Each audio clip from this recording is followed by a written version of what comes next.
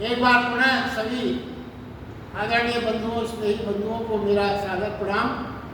जैसा आप जानते हैं, भगवद गीता के 6वें अध्याय आत्मसंयम योग का निरंतर विवेचन ले रहे हैं। आज इस वक्त में 6वां विवेचन इस अध्याय का है। प्रारंभ करने से पहले पिछली बार जो भगवान कृष्ण ने अर्जुन को आह्वान किया था, अर्जुन तू योगी भी बन और युद्ध में भी खड़ा है, तू बुद्ध जैसा हो जा, मगर धनुष बाण न छूटे। बुद्ध जैसा होकर तो देखिए बौद्ध वृक्ष के नीचे बैठ जाने में ज्यादा अड़चन नहीं है, मगर बुद्ध जैसा होकर युद्ध के मैदान में युद्ध करना ये बहुत बड़ी अड़चन की बात है। मगर भगवान कृष्ण का यही आह्वान है जो अपन ने पिछली बार इसके बारे में चर्चा की थी। अब आज इसी क्रम में भगवान क्या कहते हैं, जिसका मन इंद्रियों सहित शरीर को जीता हुआ है, ऐसा वासना रहित संग्रह रहित योगी अकेला ही एकांत स्थान में स्थित हुआ, अकेला ही एकांत स्थान में स्थित हुआ, निरंतर आत्मा को परमेश्वर के ध्यान में लगाए। अब ये सुनकर बड़ा विचित्र सा लगता है।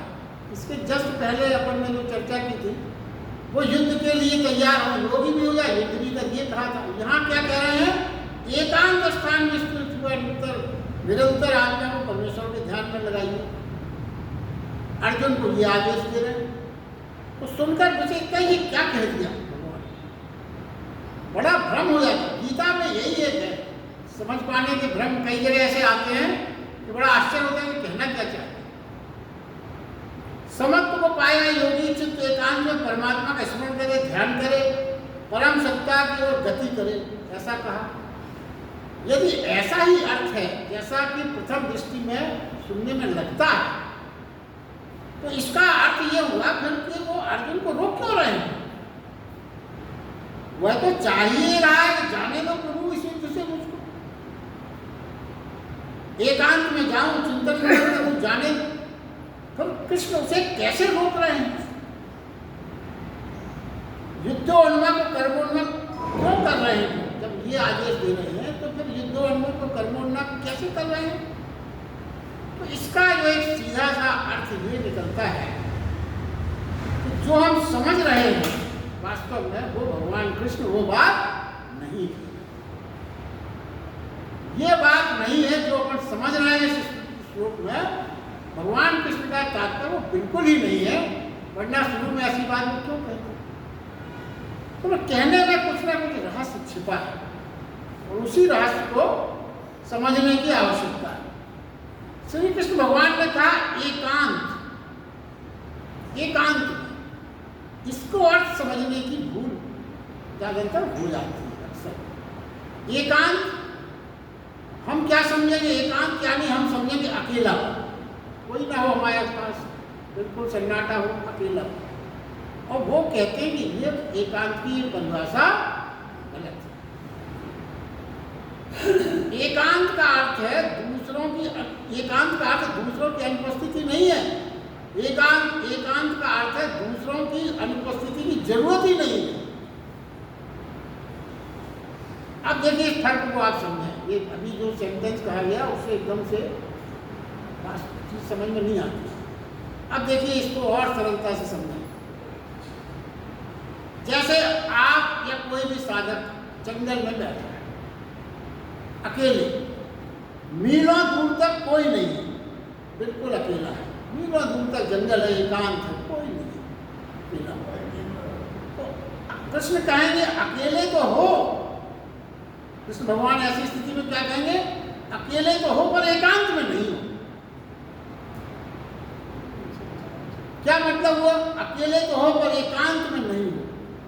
कोई नहीं है आसपास, ये सही है, कोई नहीं है आसपास, मगर भीतर जरा झांक के देखो तो आप भीतर जब झांकोगे तो वही पाओगे क्या, वही गांव, वही घर, वही मित्र, वही शत्रु, वही परिवार, वही काम धंधा, वही दुकान बाजार, पूरी भीड़ की भीड़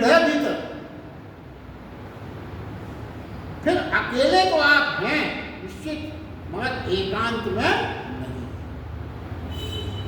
ये बहुत सरल शब्दों में भगवान की जो मंशा है यहाँ वो ये है। यानी क्या है फिर? अकेले तो आप हैं पर एकांत नहीं। फिर एकांत क्या हुआ? एकांत हुआ एक ही स्वर बजे, दूसरा ना हो भीतर कोई, एक ही स्वर हो, दूसरा कोई ना हो। यदि ये रहस्य जान लिया तो भीड़ जो बाहर है उसमें खड़े होकर भी आप भीतर का एकांत पा सकते हैं।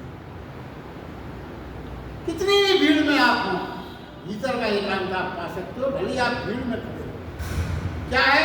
भीतर कोई प्रवेश ना हो। ये है भीतर एकांत हो सकता है। क्या शर्त है? कि भीतर कोई चीज ना हो, तब वो एकांत माने। तो देखिए यहाँ पे बहुत स्पष्ट बात है, बाहर की भीड़ से भाग जाना तो सरल है। भाग जाइए, आप कमरे में बंद हो जाइए, कहीं भी जंगल चले जाइए, बाहर की भीड़ से आप एकांत में पहुंच सकते हैं। मगर बाहर की भीड़ से भाग जाना बहुत सरल है, मगर भीतर की भीड़ से भाग जाना बहुत। ये बात जो है इसी पे पूरी बात समझने की है। और देखिए भगवान कृष्ण जब अर्जुन से ये कहा ऐसा व्यक्ति समझ को उपलब्ध हुआ, स्थिर हुआ, शांत हुआ, यही तो कहा मैंने, एकांत में प्रभु को ध्याता है, प्रभु का ध्यान करता है। इस श्लोक में यही बात है। तो इसका अर्थ क्या है? इसका अर्थ ये बिल्कुल नहीं है कि किसी जंगल में, पहाड़ पर या किसी गुफा में चला जाओ, ये उनका तात्पर्य नहीं। तात्पर्य क्या है वो समझना है। तात्पर्य ये है कि एक और गुफा है। कहाँ है वो गुफा? अंदर हृदय में। वहां पर एक अरण्य है, मतलब एक पूरा का पूरा जंगल है, सन्नाटा अंदर स्वयं के भीतर शून्य का, वहां से उनका अभिप्राय है। जो आपके भीतर शून्य है, आपके भीतर जो आकाश है, जो भीतर का आकाश बाहर के आकाश से भी व्यापक माना गया, उसकी बात कर रहे हैं हम। एक इनर स्पेस, एक भीतरी आकाश जो बाहर के आकाश से भी बड़ा है, वहां हृदय की गुफा में, वहां एकांत में जो प्रभु को ध्याता है, उस गुफा में, वहां पर जो प्रभु को ध्याता है, ये उनका तात्पर्य है। और वहीं प्रभु का ध्यान किया जा सकता है। देखिए जैसे जैसे एक साधक भीतर चलता गया, भीतर की यात्रा की कल्पना करें, भीतर चलता गया तो एक रहस्य उद्घाटित होता है। क्या? मैं आपका मिटता जाता है। जैसे जैसे आपकी भीतर की यात्रा चलती गई, वैसे क्या घटित होगा? क्या उद्घाटित होगा? आपका जो मैंपन है, मैं, वो मिटता जाएगा। मेरी मौजूदगी, और देखिए क्या है, एकांत की जो सबसे बड़ी बाधा है, मेरी मौजूदगी ही एकांत की सबसे बड़ी, क्योंकि आपकी मौजूदगी रहेगी तो बहुत सी चीजें अपने आप फिर आ जाएंगी। वो तो फॉलो है चीजों का। सबसे बड़ी बात, सबसे बड़ी बाधा है मैं की मौजूदगी। तो मैं की मौजूदगी एकांत की सबसे बड़ी बाधा है। खाली शून्य अगर होगा, खाली और शून्य में ही एकांत रहता है। श्री कृष्ण भगवान का एकांत से यही प्रयोजन है। क्या प्रयोजन है? कि आप भी ना बचें, आप भी ना बचें। एक क्षण जब ऐसा आप भी नहीं है तो फिर क्या रह जाएगा? आप नहीं होंगे तो सिर्फ चैतन्य रह जाएगा, चेतना वर्सेस रह जाएगी, बाकी आप नहीं रहेंगे। सिर्फ होना रह जाता है, होना तो है ही, सिर्फ होना रह जाता है, आप नहीं रह जाते। ये शुद्ध होने में, ये स्थिति होने में ही एकांत। इस अवस्था में ही प्रभु को ध्याया जाता है। श्री कृष्ण कहते हैं कि ऐसा पुरुष एकांत में प्रभु को ध्याता है। अब ये देखिए, ध्यान और ध्याता, ये जो दो शब्द हैं, ये बड़े समझने की चीज है। ध्याता एक बड़ा विशेष शब्द भाव है। ध्याता का भाव क्या है? Meditative state. एक है मेडिटेशन करना, और ये ध्याता का मतलब है मेडिटेटिव स्टेट में होना। एक है मेडिटेशन ध्यान करना और एक है मेडिटेशन स्टेज में होना यानी ध्याता। देखिए मेडिटेशन और मेडिटेशन स्टेज की प्रक्रिया की अवस्थाएं क्या हैं, इस पर सूक्ष्म में अपन विचार करें, क्या दोनों में क्या अवस्थाएं हैं। देखिए ध्यान करने के लिए आपको कुछ निश्चित रूप से कुछ बाहर कदम उठाने पड़ते हैं। जैसे शांत जगह ढूंढे पहले आप ध्यान करने के लिए, सही मुद्रा में बैठें, पीठ सीधी होना चाहिए जिससे आपको तनाव न रहे। पीठ सीधी होने से गुरुत्वाकर्षण सबसे कम होता है, इसलिए तनाव नहीं रहता।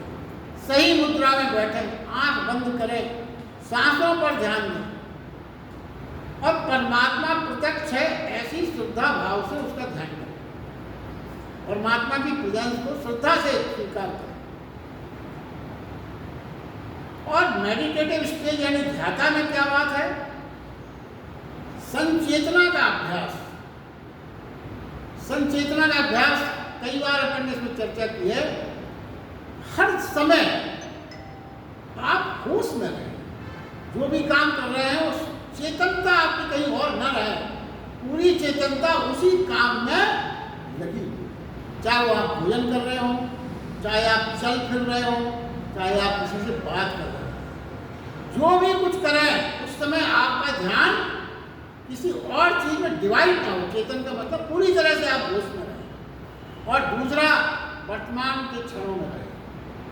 मेडिटेटिव स्टेट जो ध्याता की बात कही गई, वर्तमान के क्षण में रहें, अपने शरीर व मन की सुने। देखिए पहली बात तो यह है कि जब आप शरीर और मन की सुने तो इसका मतलब क्या हो गया, सुनने वाला कोई और है, शरीर और मन आप नहीं है, तभी तो ये कहा गया। और फिर आप अलग हैं तो फिर क्या है, शरीर और मन की क्रियाओं का निर्धारण करने वाले आप बने। शरीर के इच्छाओं और मन की इच्छाओं के पीछे जाने वाले नहीं, आप नियंत्रण करता बने। सुनने का मतलब यही है, अपने विचारों और भावनाओं को स्वीकार करें, अपने जीवन के अपने भीतर शांति की तलाश करें, प्रत्येक कण में परमात्मा की उपस्थिति को महसूस करें। जब ये स्टेज बनेगी तब ध्याता है। वो कहते हैं ऐसा व्यक्ति एकांत में अंतर गुहा में प्रभु को ध्याता है। तो क्या होता है, जब ये ध्याता की स्टेज आ जाती है साधक की, तो क्या कहते हैं, फिर प्रभु ही प्रभु चारों ओर दिखता है। उसकी स्मृति रोम रोम में गूंजने लगती है, उसका ही स्वाद प्राणों के कोने कोने में स्थिर हो जाता है, उसकी ही धुन बजने लगती है, उसके अलावा कुछ नहीं। रोए रोए श्वास श्वास में वही ध्याता होना ही प्रतीत होता है, एहसास होता है। ध्यान की ये शुद्धतम अवस्था मानी गई।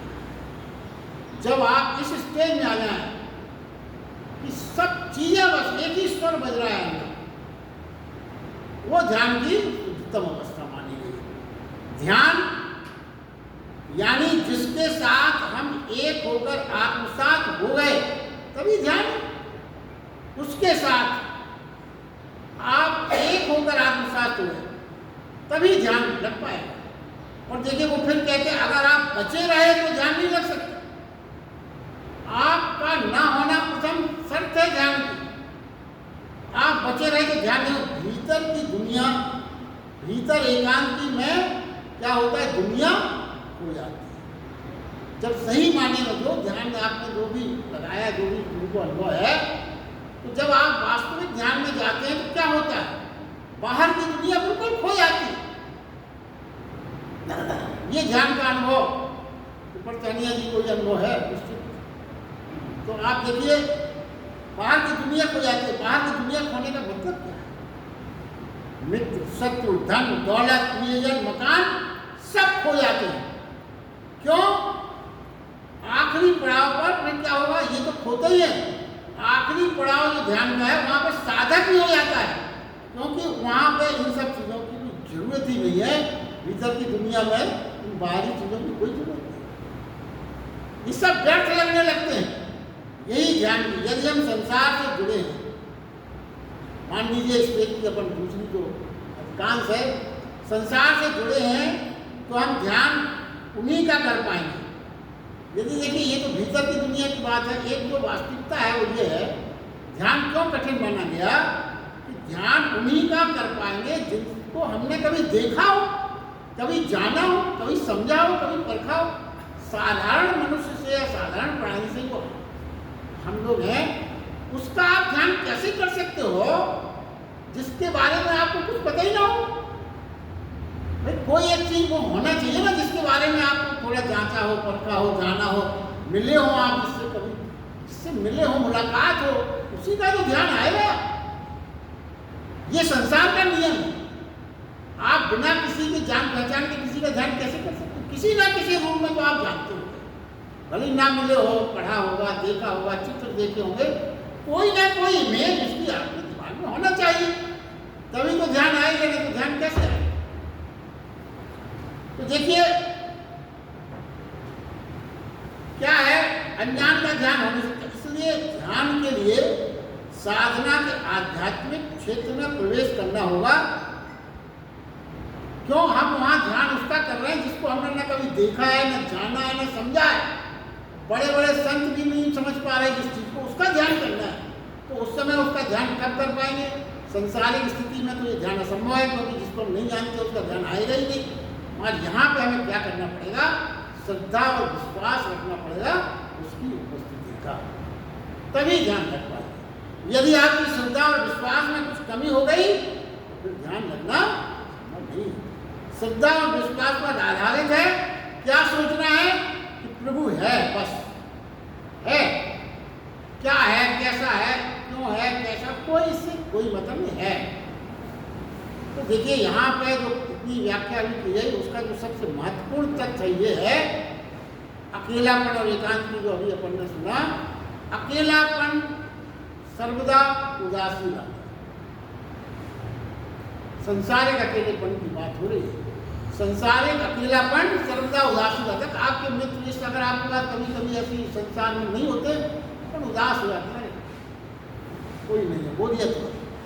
और एकांत सर्वदा आनंद लाता है। ये फर्क है। अकेलापन सर्वदा उदासी लाता है और एकांत सर्वदा आनंद लाता है। देखिए ध्यान रहे, स्मरण कहें, स्मृति कहें, जप कहें, कुछ भी कहें, ये वास्तव में सब क्या है? ये सब एकांत की खोज है। कुछ भी कहें, स्मरण कह लें, स्मृति कह लें, जप कह लें, ध्यान लगा रहे हैं, कुछ भी कहें, वास्तव में सब कुछ एकांत की खोज है। और जहां क्या है, जहां दूसरे की रूपरेखा भी ना बचे, जहां अंतस में दूसरे की रूपरेखा के अपनी भी रूपरेखा न बचे, वहीं परमानंद है। और उसी दिशा में भगवान कृष्ण जो है अर्जुन को ले जाने की बात। अब देखिए इसके बाद जो क्रम शुरू होता है अगला, भगवान कहते हैं शुद्ध भूमि पर मृगछाला और वस्त्र में, ऊपर के वस्त्र पहनकर, आसन जो कैसा होना चाहिए ध्यान के लिए, जो बहुत ऊंचा ना हो, बहुत नीचा भी ना हो, स्थिर स्थापना करके उस आसन पर बैठकर मन को एकाग्र करके चित्त और इंद्रियों की क्रियाओं को बस में किया हुआ अंतःकरण की शुद्धि के लिए योगाभ्यास किया जाए, ये उनका निर्देश। अब देखिए इसमें थोड़ा सा समझने की बहुत जरूरत है। कितनी करुणा है भगवान की, कितनी दया है, कैसे बात प्रारंभ कर रहे हैं। यह जो अंतर, अभी उन्होंने क्या कहा था इसके जस्ट पहले, अंतस के हृदय में एक आकाश है, एक गुफा है, उसमें प्रवेश करो। भगवान ने कहा था, कुछ बुद्धियां कही थी कि इस तरह से ध्यान करो। तो अंतस की गुफा में अगर प्रवेश करना है, भीतर की दुनिया में अगर जाना है, तो वहां ये सब बाहरी चीजों की क्या हो सकती? यही सब बातें जो भगवद गीता की आप क्लिक करें ना, तो बात एक तरफ तो आपने अभी कहा अंतस की गुफा में प्रवेश करिए, अंतस में, आकाश में, अंतस में, ये सब बातें कही। मगर इसके बाद क्या है, कुछ विधियां जो बाहर से प्रारंभ होती है। देखिए भगवान कृष्ण ने ये क्यों कहा, कुछ विधियां बाहर से ही प्रारंभ होती है। क्यों ऐसी बात की, क्यों ऐसी बात सिखाई? क्यों? मनुष्य की जो स्थिति है वहीं से यात्रा का प्रथम कदम उठाना होगा। ये उनकी दया है, क्योंकि वो समझते हैं मनुष्य की स्थिति क्या है वास्तविक। एकदम से कोई ये स्थिति में नहीं आ सकता है कि भीतर की हृदय की गुफा में जाके ध्यान लगाने का अभ्यास कर ले। ये भगवान जानते हैं सच्चाई, और जो ज्ञान की बात है उन्होंने कह जरूर दी, मगर उसमें सबको लेके चलना संभव नहीं है। तो क्या है मनुष्य की स्थिति, क्या है ये उन्हें मालूम है क्या है। और वहीं जहां मनुष्य की स्थिति है, यात्रा को वहीं से प्रारंभ करना पड़ेगा, तभी तो साथ लेके जा पाएंगे। अगर हमें सबको साथ लेके चलना है तो जहां आप है वहीं से हमें चलना पड़ेगा। और हम नीलों निकल जाए फिर आप साथ थोड़ी चल रहे। प्रारंभ वहीं से होगा जहां हम हैं, वहीं से भगवान प्रारंभ करना चाहते हैं जहां पर हम हैं। मनुष्य देखिए, मनुष्य क्या है? मनुष्य सर्वदा बाहर है। मनुष्य तो बाहर की दुनिया ही में है। तो मनुष्य इसलिए योग की समस्त विधियां बाहर से प्रारंभ होकर भीतर समाप्त हो। इसीलिए ये सारी विधियां बाहर से प्रारंभ की गई। तो समाप्त तो भीतर ही होगी, मगर प्रारंभ तो पहले यहीं से करना पड़ेगा, क्योंकि सामान्य जन बाहर ही। तो ज्ञानी पंडित जानकार नहीं, महत्वपूर्ण जो ज्ञानी पंडित हैं, जो बहुत जानकार हैं, बड़े संत हैं, महत्वपूर्ण आध्यात्मिक सिद्धांतों पर जिन्होंने बहुत बड़े लेख लिखे, बहुत बातें की, मगर वो उन्होंने क्या किया? जहां वो हैं खुद वहीं से स्थिति उन्होंने प्रारंभ की। यह सामान्य व्यक्ति के लिए व्यर्थ हो जाता है, क्योंकि वो उनके साथ चल ही नहीं सकता, क्योंकि वो इतना ऊंचा उठकर उनके साथ चल ही नहीं सकते। सामान्य व्यक्ति इतना ऊंचा कैसे उठ सकता है? तो उससे एक बहुत बड़ी हानि हो जाती है। क्या हो जाती है? हम सुनेंगे उनकी बात, समझेंगे उनकी बात, आदर भी करेंगे, मगर अपनी जगह से हम एक इंच मात्र नहीं हट नहीं पाते। क्यों? आप जहां आप खड़े हैं वहां से बात हो ही नहीं रही। तो बात ज्ञानी की जहां है वहीं से शुरू यात्रा को करना पड़ेगा, तभी आपका हित है। वरना आप आदर से हाथ तो जोड़ लोगे, श्रद्धा भी कह दोगे, बहुत अच्छी बातें हो रही, मगर आपका कोई कल्याण या आपकी कोई यात्रा प्रारंभ आप नहीं हो सकती। तो यात्रा भगवान क्या कहते हैं? यात्रा वहीं से होना चाहिए जहां आप खड़े हो, सामान्य जन जहां खड़ा हो वहीं से यात्रा होना चाहिए। तो श्री कृष्ण ने हमें जब भीतरी रूपांतरण पर इतना कुछ कहा है, फिर भी वह बात बहुत प्रारंभिक तैयारी को लेकर शुरू करने की बात कही। ये बहुत बड़ी उनकी करुणा है, सबको लेके चलने की जो बात गीता में आती ना, यही तो गीता को विशेष बनाती है। उसमें खाली ज्ञान की बड़ी बड़ी बातें नहीं है, हमका जीवन में वो कैसे प्रविष्ट हो, ये हमको सिखाने का पूरा पूरा भगवान ने दयापूर्वक बताया। जैसे कृष्णमूर्ति जी जैसे ज्ञानी हुए हैं, तो उन्होंने क्या कहा? सबने नाम सुना हुआ, और भी नाम एक से एक नाम लिया मैंने। वो क्या कहते हैं? आत्मा का हो आसन, क्या लेना देना अन्य आसनों से। ये कहा है वो कहते कोई भी जगह हो, क्या लेना देना जगह से, कोई भी हो, कैसी भी जगह हो। अगर हम भाव में हैं, कैसी भी जगह हो, आसन का क्या करना? आत्मा हो हमारा आसन, क्या लेना देना अन्य आसनों से। तो देखिए उनकी बातें अक्सर सही है, गलत नहीं है उनकी बात। ज्ञान कुछ ना कुछ करने पर प्राप्त होता है, कुछ ना करने पर प्राप्त होता है। वह ज्ञान से ही हो सकता है, ये उनकी कहना। ज्ञान कुछ ना करो तो प्राप्त होता है, ये बात देखिए बिल्कुल सही है, मगर सामान्य प्रारंभ करने वाले साधारण प्राणी ये बात नहीं कर सकते। अब एक ही शब्दावली अगर सरलता से समझें, एक ही पूरी शब्दावली, ऐसे कितने कठिन कठिन शब्द हैं, ये आप जब ही सीख सकते हो प्रारंभ में, जब आप ए फॉर एप्पल पढ़ो। एकदम से आपको ए के बारे में 50 चीजें बता दिए, वो समझ नहीं आएगा। अगर आपको ज्ञान प्रारंभ करना है तो ए फॉर एप्पल से ही शुरू करना पड़ेगा। तो ये कृष्ण भगवान की करुणा है कि सबको लेकर चलते हैं। उन्होंने अर्जुन की स्थिति समझी, शुरू वहीं से किया जहां अर्जुन खड़ा था, और जहां हम सब खड़े वहीं से उन्होंने शुरू, इसलिए ये बात है। तो वो क्या कहते हैं, आसन ऊंचा हो ना नीचा हो, समतल हो। और आप देखिए जिसका अनुभव है, अगर आपके आसन के नीचे कंकड़ भी लगा हो ना तो सारा ध्यान कंकड़ की तरफ चला जाता है, फिर वो ध्यान में नहीं लगता। वो कंकड़ ही कंकड़ असुविधा पैदा करता है, फिर आपका ध्यान, जब तक आप कंकड़ नहीं हटाओगे ध्यान नहीं लगेगा। तो सिद्ध आसन में बैठे तो कहते हैं, सुख आसन में बैठे, पद्मासन में बैठे, बिल्कुल सीधे बैठे, क्योंकि सीधे बैठने पर शरीर का गुरुत्वाकर्षण पृथ्वी से सबसे कम होता है और थकान जल्दी नहीं होती। ये बिल्कुल मूलभूत प्रारंभिक बात है, जैसे एक बार है उसी तरह योग की बात भगवान ने बताई। वो कहते हैं मृगचर्म या सिंहचर्म पर बैठे, क्योंकि ये विद्युत के कुचालक है। विद्युत का बहिर्गमन रुक जाए, विद्युत शक्ति शरीर में हर जगह संचालित है, उसका बहिर्गमन ना हो तो उसका उपयोग हो सकता है। देखिए ध्यान में हिले डुले नहीं, सीधे, क्योंकि विचार शून्यता होने से क्या होगा, विद्युत का बहिर्गमन रुक जाएगा और विद्युत शक्ति में शरीर में बचती है। लकड़ी के तखत पर भी बैठना उपयोगी है, ऐसा भी होता है। इस प्रकार बैठने से विघ्न बाधाओं को निवेश करने में इंद्रियों को सुपोड़ना सरल हो जाता है, क्योंकि भीतर के चक्रों पर कुछ केंद्र बिंदुओं पर दबाव पड़ने से काम सरल हो जाता है। इस तरह की बैठक से क्या होगा, जो भीतरी केंद्र हैं उन पर दबाव पड़ेगा और आपकी सारी प्रक्रिया सरल हो जाएगी। देखिए यहाँ पे जो और को समझाते हैं कि शरीर क्या है, अपना विद्युत का स्रोत है, अंदर बहुत इलेक्ट्रिसिटी है शरीर में। इंद्रियां इस विद्युत का उपयोग करती हैं। इंद्रियां कैसे संचालित है, इसी इलेक्ट्रिसिटी से ही तो संचालित है इंद्रियां। जैसे ये बाहर की सब चीजें इलेक्ट्रिसिटी से चल रही, वैसे अपने शरीर की इंद्रियां भी विद्युत के कारण ही क्रियाशील है। और विद्युत को नष्ट न होने देने से, उनका बहिर्गमन रोकने से उस ऊर्जा का प्रयोग ऊर्ध्वगमन के लिए हो सकता है।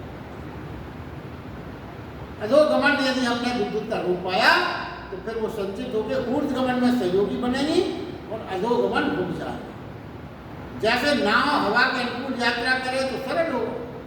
एक बात और भी है, क्यों कहा गया कि सुबह के समय ध्यान लगाना चाहिए, संध्या काल में ध्यान लगाना, बाकी समय में ध्यान कीजिए, क्यों कहा गया? उस समय क्या होता है कि हवा अनुकूल हो, यात्रा करें नाव से तो सरल होगा। वैसे ही सुबह क्या है, सूर्य की किरणें, गुरुत्वाकर्षण, ध्यान, हवा, तरंगें सब अनुकूल हो जाती हैं इस समय, प्रातः काल या संध्या काल में कुछ सहजता होती है। और यदि अनुकूल ना हो ये सब चीजें तो क्या होगा, अनुकूल ना होने उनको फिर पहले अनुकूल बनाओ, एक्स्ट्रा श्रम हो जाएगा। अनुकूल होने बहुत सा श्रम लग जाता है और व्यक्ति साधक थक जाता है और फिर ध्यान उसी में छूट जाता है, क्योंकि आपकी बहुत सी एनर्जी वेस्ट हो गई। अब देखिए क्या है, ध्यान की करने की पूर्ण व्यवस्था अगर मान लीजिए ठीक नहीं है तो इतना जोर दिया, तो कहते अनुकूल नहीं है, सही ट्रेनिंग नहीं है अगर आपकी व्यवस्था में, तो क्या होगा, हम परेशान हो जाएगा। परेशान होकर क्या करेगा, वो थोड़ी देर करेगा कोशिश, सब कुछ नहीं बनेगा, क्योंकि ट्यूनिंग ठीक नहीं है परिस्थितियों की, व्यवस्थाओं की। तो क्या कहेगा, सब व्यर्थ है, कुछ नहीं बनता, कुछ नहीं हो पाता। बहुत कोशिश की मैंने, सब बेकार हो गया, सब निरर्थक हो गया, ऐसा कहो फिर से दुनियादारी के काम में अपना लगा। तो क्या इस अवस्था से बचाना है उसको, यही तो साधना की उपलब्धि है कि हम इस अवस्था से खुद को बचा सकें। देखिए आगे फिर भगवान ने और जो बातें कही वो ये है कि शरीर बिल्कुल सीधा हो, हमारी रीढ़ जमीन से 90 डिग्री का कोण बना है, ऐसे में हम पृथ्वी के गुरुत्वाकर्षण से बाहर हो जाते हैं। और एक बात तो कही, दृष्टि नाक पर हो, नासाक पर दृष्टि हो, ये भी बताया गया। और नेत्र आगे खुले हो, तो नेत्र आगे खुलने को कहते हैं कि लगभग 2 फुट ही फिर अपन देख पाते हैं। अगर आप नेत्र आगे खुले रखें और नाक पे देखें तो आप धीरे धीरे चीजें फिर क्या हुआ, धुंधली दिखने लगेगी।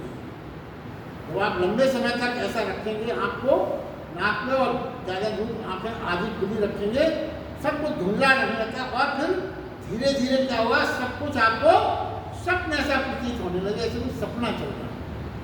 और यथार्थ क्या होगा, सब कुछ स्वप्न से लगेगा, उनका यथार्थ छिन सा जाएगा। और एक सूत्र है, जब संसार स्वप्न प्रतीत हो, जब संसार स्वप्न प्रतीत हो तो उसी क्षण परमात्मा सत्य प्रतीत हो। यही तो शर्त है। जिस क्षण आपको संसार स्वप्न प्रतीत होने लगा, उसी क्षण परमात्मा सत्य प्रतीत होने लगा। और दृष्टि नाशाक होने के बाद और होती है याज्ञा आज्ञा चक्र पर जोर पड़ता है। जिनने किया है उन्हें अनुभव है, याज्ञा चक्र जोर पड़ता है। वो बिंदु द्वार है जो खुले, यदि आज्ञा चक्र पे दबाव पड़े, खुले वो द्वार, तो ऊर्जा का, इलेक्ट्रिसिटी का ऊर्जागमन अपने आप प्रारंभ हो जाता है। अब देखिए अंत में भगवान ने इस श्लोक में 5-6 छोटी छोटी बातें कही हैं जिसको समझना है। 5 शब्द आए। एक तो शब्द आया प्रसन्नात्मा। इसका मतलब क्या है? जो भी ये काम करें प्रसन्न चित्त होकर करें, यानी दुखी, असंतुष्ट, विक्षुब्ध, ईर्ष्यालु मन के साथ ये ध्यान नहीं करते।